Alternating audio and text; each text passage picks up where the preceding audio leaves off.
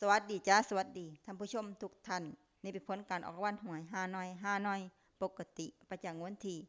16กรกฎาคม2569รางวัลเลข2ตัวรางเลขที่ออก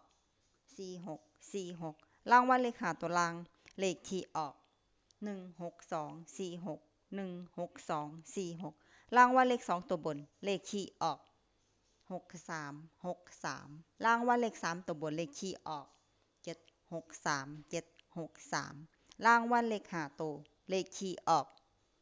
96763นี่ก็เป็นผลออกรางวัลหวยฮานอยปกติประจำวันที่16กรกฎาคม2569ขอให้โชคดีมีชัยถูกหวยฮานอย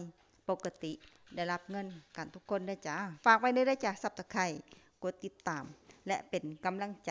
ขอขอบคุณทุกท่านที่เข้ามารับชมและรับฟังแล้วมาพบกันใหม่ในผลการออกหวยฮานอยในเวลา 19:30 นาทีในฮานอย VIP สำหรับครั้งนี้ขอบคุณและสวัสดีจ้า